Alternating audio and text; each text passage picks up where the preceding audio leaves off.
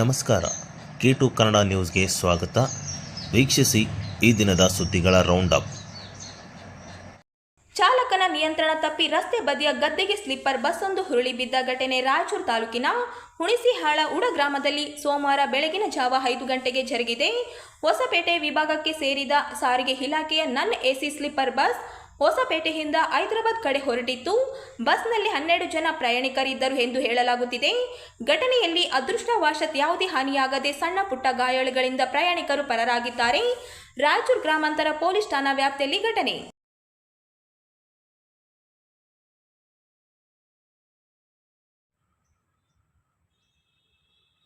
PSI ಮತ್ತು ಕುಟುಂಬ ಪ್ರಯಾಣಿಸುತ್ತಿದ್ದ ಕಾರು ತಾಲೂಕಿನ ಮುರಾನಪುರ ಬಳಿ ಮರಕ್ಕೆ ಡಿಕ್ಕಿ ಹೊಡೆದು ಅಪಘಾತಕ್ಕೀಡಾದ ಘಟನೆ ಮುರಾನಪುರ ಗ್ರಾಮದ ಬಳಿ ಜರುಗಿದೆ. ಇದರಲ್ಲಿ ಪಿಎಸ್ಐ ಸೇರಿ ಕುಟುಂಬದ 5 ಗಾಯವಾಗಿವೆ.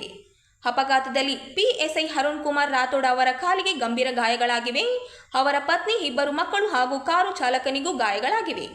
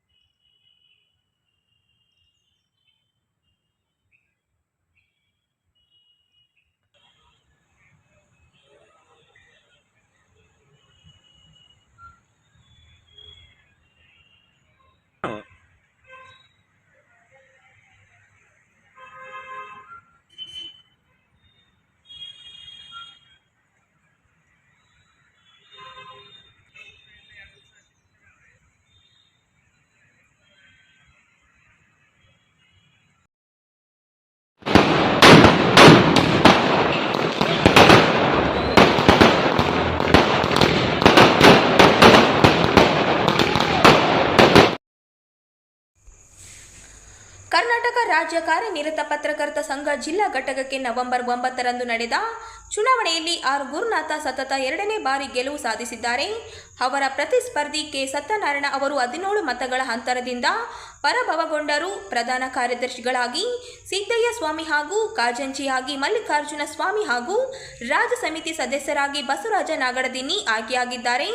ಜಿಲ್ಲಾ ಉಪಾಧ್ಯಕ್ಷರಾಗಿ ಮಹಾನಂದ ನಾಯಕ, ಸೂಗರೇಶ್ವರ ಎಸ್ ಗುಡಿ, ಅಶೋಕ ಬೆನ್ನೂರು, ಕಾರ್ಯದರ್ಶಿಯಾಗಿ ಬಸವರಾಜ ಭೋಗವತಿ, ಶರಣಯ್ಯ ಒಡೆಯರ್ ಹಾಗೂ ರಾಘವೇಂದ್ರ ಗುಮಾಸ್ತಿ ಆಯ್ಕೆಯಾಗಿದ್ದಾರೆ. ನಗರದ ರಿಪೋರ್ಟರ್ಸ್ ಗಿಲ್ಡ್ ಕಾರ್ಯಾಲಯದಲ್ಲಿ ಬೆಳಗ್ಗೆ 9 ಗಂಟೆಗೆ ಪ್ರಾರಂಭವಾದ ಮತದಾನ ಮಧ್ಯಾಹ್ನ 3 ಗಂಟೆವರೆಗೆ ಶಾಂತಿಯುತ ಭಾಗಂಶ 100ರಷ್ಟು ಮತದಾನವಾಗಿತ್ತು. ಮತದಾನ ಮುಗಿಯುತ್ತಿದ್ದಂತೆ ಕಾರ್ಯಕಾರಿ ಸಮಿತಿ ಸದಸ್ಯರ ಮತಗಳ ಎಣಿಕೆ ಪ್ರಾರಂಭವಾಯಿತು. ಗುರುನಾಥ ಪ್ಯಾನೆಲ್ನಿಂದ ಲಕ್ಷ್ಮೀ ಪ್ರಸನ್ನ ಜೈನ್, ಪ್ರಕಾಶ್ ಮಸ್ಕಿ, ಲಕ್ಷ್ಮಣ ಕಪಗಲ್, ನೀಲಕಂಠಸ್ವಾಮಿ ದಿನ್ನಿ, ಮುತ್ತಣ್ಣ ಎಲೆವರ್, ಮುಸ್ತಫಾ ಎಂಡಿ, ಹನುಮಂತು ನಾಯಕ್, ಅಮರೇಶ್ ಬೋವಿ, ವಿಶ್ವನಾಥ ಹೋಗರ್, ಬಲ ಭೀಮರಾವ್ ಕುಲಕರ್ಣಿ, ಎಂ ಗುಂಡಪ್ಪ ಸೇರಿ 12 ಜನ ಗೆಲುವು ಸಾಧಿಸಿದ್ದಾರೆ. ಕೆ ಸತ್ಯನಾರಾಯಣ ಪ್ಯಾನೆಲ್ನಿಂದ ಚಂದ್ರಶೇಖರ್ ಯರದಿಹಾಳ, ಉದಯ ಹರೋಳಿ, ಸಿದ್ದನಗೌಡ, ತಾಯಪ್ಪ ಬಿ ಹೊಸೂರು ಗೆಲುವು ಸಾಧಿಸಿದ್ದಾರೆ.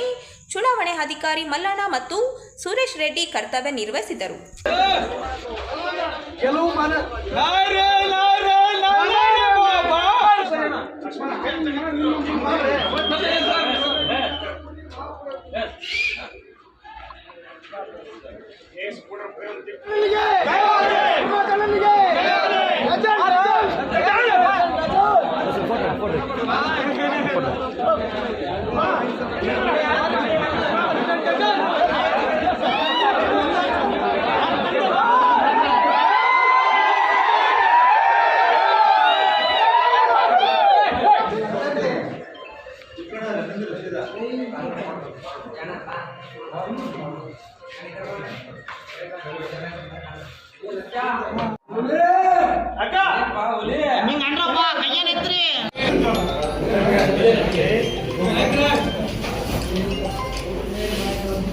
Okay sir.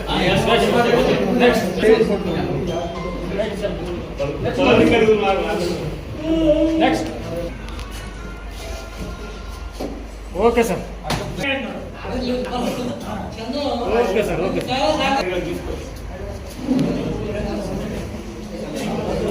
Okay sir.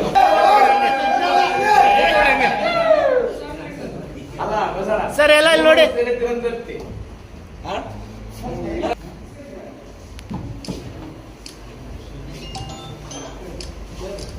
Okay sir.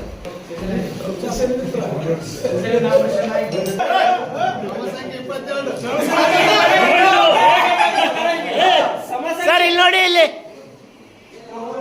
Lakshmi sir ಇಲ್ಲಿ ನೋಡಿ.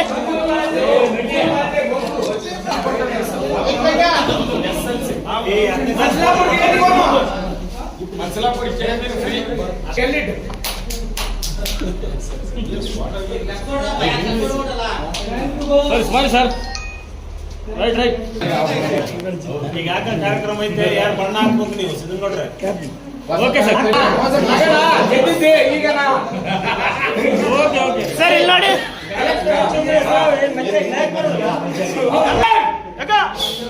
ಸರ್ ಇಲ್ಲಿ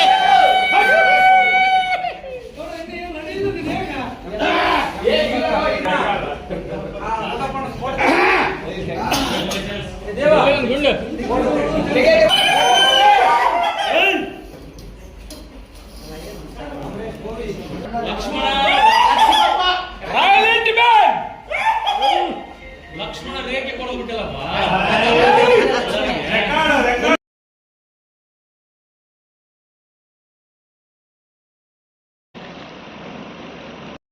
ಕಾರ್ಮಿಕರ ಇಲಾಖೆಯ ಪೂಜ್ಯಾಯ ಸೆಕ್ಯೂರಿಟಿ ಸರ್ವಿಸ್ ಗೌರವಧನ ಅಡಿಯಲ್ಲಿ 30 ತಿಂಗಳುಗಳಿಂದ ಕಲ್ಯಾಣ ಕರ್ನಾಟಕ ಸಾರಿಗೆ ಇಲಾಖೆ ರಾಯಚೂರು ಬಸ್ ಘಟಕ 1, ಘಟಕ 2, ಘಟಕ 3 ಮಾನ್ವಿ ಘಟಕ ಮತ್ತು ದೇವದುರ್ಗ ಘಟಕರಲ್ಲಿ ಸೇವೆ ಸಲ್ಲಿಸುತ್ತಿದ್ದು 3 ತಿಂಗಳ PF ಮತ್ತು ESI ಸರಿಯಾದ ಸಮಯಕ್ಕೆ ಗೌರವಧನ ನೀಡದೇ ಇರುವ ಪ್ರಯುಕ್ತ ನಮ್ಮ ಕುಟುಂಬಗಳು ನಡೆಸಲು ಬೀದಿಪಾಲು ಆಗಿರುತ್ತದೆ ಮತ್ತು ಬಹಳ ಕಷ್ಟಕರವಾಗುತ್ತದೆ.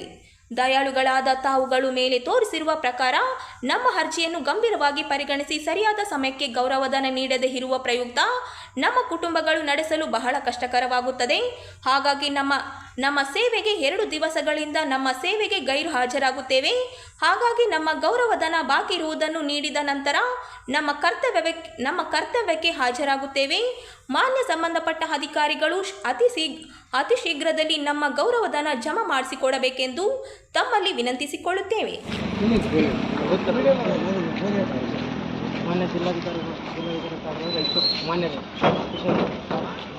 ಪೂಜ್ಯಾಯ ಸೆಕ್ಯೂರಿಟಿ ಸರ್ವಿಸ್ ಗೌರವಧನದ ಅಡಿಯಲ್ಲಿ ತಿಂಗಳ ಸೇವೆ ಸಲ್ಲಿಸುತ್ತಿಲ್ಲ. 30 ತಿಂಗಳಾದರೂ ಇಲ್ಲಿಯವರೆಗೂ PF ಮತ್ತು EF ಸರಿಯಾದ ಸಮಯಕ್ಕೆ ಗೌರವಧನ ನೀಡದ ಪ್ರಯುಕ್ತ ಕುಟುಂಬಗಳು ನಡೆಸಲು ಬಹಳ ಕಷ್ಟಕರವಾಗಿರುತ್ತದೆ. ಸರಿಯಾದ ಸಮಯಕ್ಕೆ ಗೌರವಧನವೂ ನೀಡಿಲ್ಲ.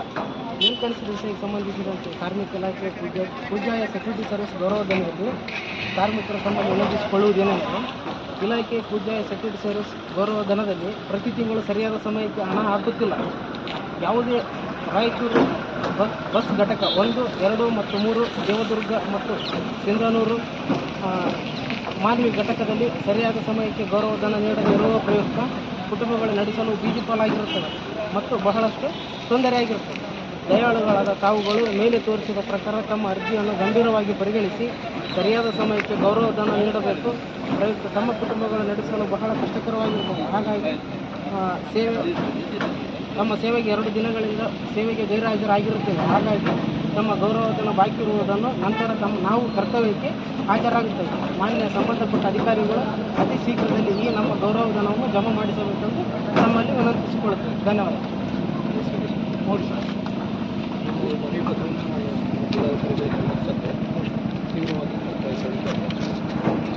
ಹಾಗಾಗಿ 3 ವರ್ಷಗಳಾಗುತ್ತೆ. ಯಾವುದೇ ಕಾರಣಕ್ಕೂ ESI ಹಾಕಿ ಇನ್ನೊಂದು ಸರಿಯಾದ ಸಮಯಕ್ಕೆ ನಮಗೆ ಪೇಮೆಂಟು ಆಗ್ತದೆ. ಅಟ್ಲೀಸ್ಟ್ ಇವತ್ತು ನಾವು ಈ ಥರ ಹಿಂಗೆಲ್ಲ 3 ವರ್ಷದಂದ್ರೆ ನಾವು ಇವತ್ತು ಆಗ್ತೀವಿ ನಾಳೆ ಆಗ್ತೀವಿ ಅಂತಂದಿರ್ತಾರೆ. ಅದು ನಮ್ಮದು ಪ್ರತಿ 11 ತಿಂಗಳಿಗೊಮ್ಮೆ ಅಗ್ರಿಮೆಂಟ್ ಆಗ್ತದೆ. ಹೋಗ್ಲಿಕ್ಕೆ ಲಾಸ್ಟ್ ಅಗ್ರಿಮೆಂಟಿಗೆ ಆದರೂ ಕೊಡ್ಬೋದು ಅನ್ಸೋದು. ಈಗಾಗಲೇ 36 ತಿಂಗಳ ಅಗ್ರಿಮೆಂಟ್ ಮುಗಿದಿದೆ. ಇಲ್ಲಿವರೆಗೂ ಯಾವುದೂ PF ಮುಟ್ಟಿಲ್ಲ. ಇನ್ನೊಂದು ಕಾರಣ ಏನಂದರೆ, ನಾವು ಇವತ್ತು ಯಾರಾದರೂ ಗೈರುಹಾಜರಾಗಿದ್ವಿ, ಈ ಥರ ನಿಮ್ಮ ಅಧಿಕಾರಿಗಳಿಗೆ ಮನವಿ ಸಲ್ಲಿಸಿದ್ವಿ ಅಂದ್ರೆ ನಾಳೆ ನಮ್ಮನ್ನು ಕರ್ತವ್ಯದಿಂದ ಗೈರುಹಾಜರು ಮಾಡಲಿಕ್ಕೂ ಸಹ ತಯಾರಿದ್ದಾರೆ. ಅಂತ ಆಲ್ರೆಡಿ ನಮಗೆ ಹೆದರಿಕೆ ಹಾಕಿದ್ದಾರೆ.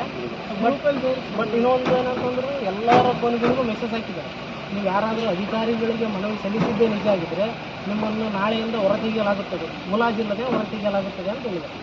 ಅದಕ್ಕಾಗಿ ಇದನ್ನು ಗಂಭೀರವಾಗಿ ಪರಿಗಣಿಸಿ ಇಲ್ಲಿನ ಮುಂದಿನ ಕ್ರಮವನ್ನು ತಾವು ಜರುಗಿಸಬೇಕಾಗಿ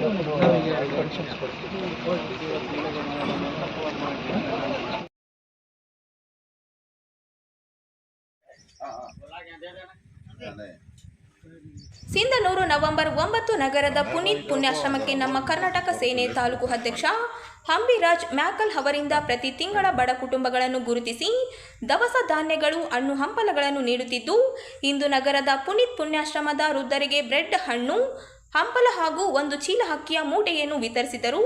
ಸಾಮಾಜಿಕ ಕಳಕಳಿಯುಳ್ಳ ಅಂಬಿರಾಜ್ ಮ್ಯಾಕಲ್ ಅವರು ನೂರಾರು ಬಡ ಕುಟುಂಬಗಳಿಗೆ ಹಾಗೂ ಅನಾಥಾಶ್ರಮಗಳಿಗೆ ರಾಜ್ಯ ಅಧ್ಯಕ್ಷ ಬಸವರಾಜ ಪಡಕೋಟಿ ಅವರ ಆಶಯದಂತೆ ನಮ್ಮ ಕರ್ನಾಟಕ ಸೇನೆ ಸಂಘಟನೆ ಮೂಲಕ ತಮ್ಮ ಕಾರ್ಯಕರ್ತ ಜೊತೆಗೆ ಸೇರಿ ತಮ್ಮ ಕೈಲಾದ ಸಹಾಯ ಮಾಡುತ್ತಿರುವುದು ಶ್ಲಾಘನೀಯವಾಗಿದೆ ಎಂದು ಪುನೀತ್ ಪುಣ್ಯಾಶ್ರಮದ ಸಂಸ್ಥಾಪಕ ಅಂಪಯ್ಯ ಸ್ವಾಮಿ ಹಿರೇಮಠ ಅವರು ಅಭಿಮತ ವ್ಯಕ್ತಪಡಿಸಿ, ಅಂಬಿರಾಜ್ ಅವರಿಂದ ಆಶ್ರಮಗಳಿಗೆ, ಬಡ ಕುಟುಂಬಗಳಿಗೆ ಸೇವಾ ಕಾರ್ಯ ಮಾಡಲು ದೇವರು ಇನ್ನೂ ಹೆಚ್ಚಿನ ಶಕ್ತಿ ನೀಡಲಿ ಎಂದು ಹಾರೈಸಿದರು. ಇದೇ ಸಂದರ್ಭದಲ್ಲಿ ಶೇಖ್ ಆಸಿಫ್ ಅವರನ್ನು ಆಟೋ ಚಾಲಕರ ಸಂಘದ ಅಧ್ಯಕ್ಷರನ್ನಾಗಿ, ಇಮ್ರಾನ್ ತಾಲೂಕು ಯುವ ಘಟಕ ಅಧ್ಯಕ್ಷರನ್ನಾಗಿ ಸೇರ್ಪಡೆ ಮಾಡಿಕೊಳ್ಳಲಾಯಿತು.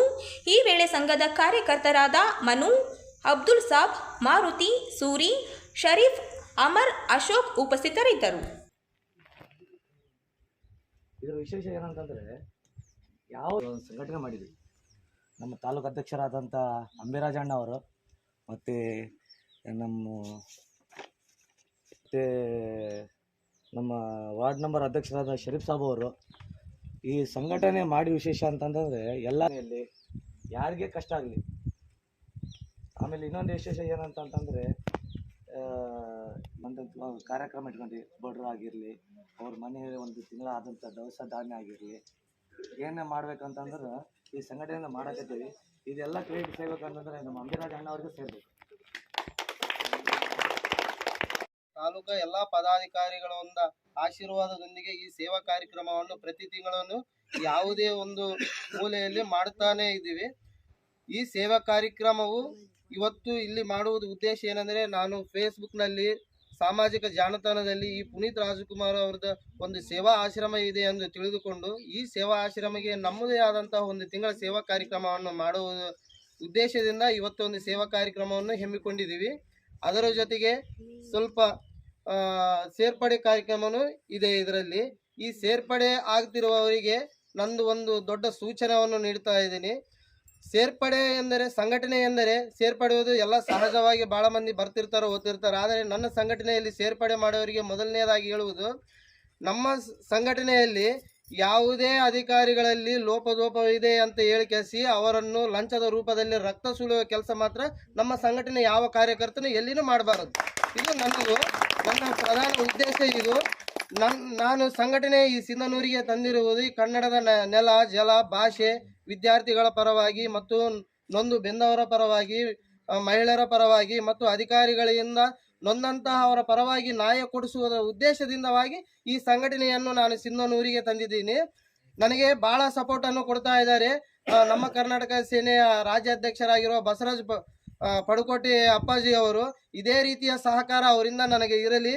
ನನಗೆ ಎಲ್ಲ ಕಾರ್ಯಕರ್ತರಿಗೆ ಒಂದು ಮಾತು ನಾನು ಹೇಳ್ತಾ ಇದ್ದೀನಿ, ನನ್ನಿಂದ ದೊಡ್ಡ ದೊಡ್ಡ ಬ್ಯಾನರ್ಗಳು ಹಾಕಿಸುವಂಥ ಶಕ್ತಿ ನನ್ನಲ್ಲಿ ಇಲ್ಲ, ದೊಡ್ಡ ದೊಡ್ಡ ಹಾರ ಹಾಕುವಷ್ಟು ಶಕ್ತಿನೂ ನನ್ನಲ್ಲಿ ಇಲ್ಲ. ನನಗೆ ತಿಳಿದಿದ್ದು ಒಂದೇ, ಎಲ್ಲಿ ಅನ್ಯಾಯ ನಡೆದರೆ ಹೋರಾಟ ಮುಖಾಂತರ ಧ್ವನಿ ಎತ್ತುಕೊಳ್ಳುವುದು ಮೊದಲ ಉದ್ದೇಶ, ಮತ್ತು ಅದರ ಜೊತೆಗೆ ಎಲ್ಲಿ ಕಷ್ಟ ನಷ್ಟಗಳು ಬಂದಿರೋ ಅವರಿಗೆ ಸಹಾಯ ಸಹಕಾರವಾಗಿ ನಿಂದಿರುವುದೇ ನಮ್ಮ ಸಂಘಟನೆಯ ಸಿದ್ಧಾಂತ. ಈ ಸಿದ್ಧಾಂತಗಳಿಗೆ ಮೇರೆಗೂ ಮತ್ತು ನೂತನವಾಗಿ ಯುವ ಘಟಕ ತಾಲೂಕಾ ಯುವ ಘಟಕ ಅಧ್ಯಕ್ಷರಿಗೂ ತುಂಬು ಹೃದಯದಿಂದವಾಗಿ ನಾನು ಧನ್ಯವಾದಗಳನ್ನು ತಿಳಿಸ್ತಾ ಇದ್ದೀನಿ.